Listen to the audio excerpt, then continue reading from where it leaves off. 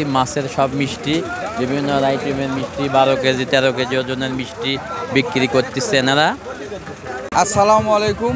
এই মুহূর্তে জেনে বগুড়া পোড়াদহ জামাই মেলা, আমরা জামাই মেলার যে এটি আসলে ঐতিহ্যবাহী যে মাছের এবং মাছের যে মিষ্টি, আমরা তো মাছ নিয়েছি, আপনি তো বগুড়ার আপনার ঐতিহ্যবাহী যে মেলার যে আজকের আমরা শুরুতেই আজকের 12 তারিখ, আর অ্যাকচুয়ালি মেলা শুরু হবে আসলে 13 তারিখ, আগামীকালকে 12 তারিখে শুরু হবে। 12 তারিখে শুরু, 11 তারিখ। আচ্ছা তাইজুল ভাই, আপনি এই যে বগুড়ার আমরা 100 মিষ্টির দোকান আমরা ভেরিফিকেশন করা যাচ্ছে, আপনার এই ক্ষেত্রে আপনার মন্তব্য বলেন।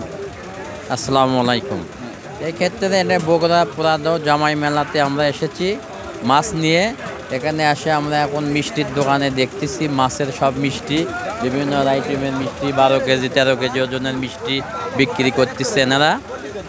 12 কেজি ওজনের মিষ্টি এনারা চাচ্ছে 400 টাকা কেজি, আর এইগুলোর মিষ্টি বিক্রি করতেছে 200 টাকা কেজি।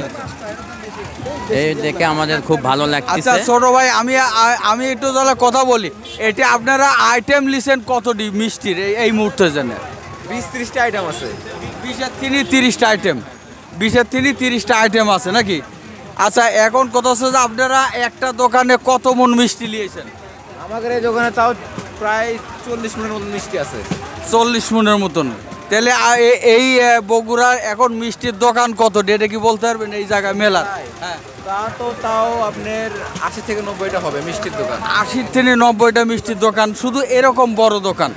আচ্ছা যাক, আমরা আজকে যেহেতু মাছের আমরা অনেক চিন তুলব, আমরা শুধুমাত্র এটি মিষ্টি দিয়ে যে মাছ তৈরি হয়েছে এটার আমরা চিনগুলো তোলা হলো।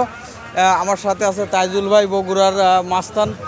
আমরা এটা পরবর্তীতে আমরা এটার ভেরিফিকেশন করা হবে। আমরা নাটোর থেকে আসছি।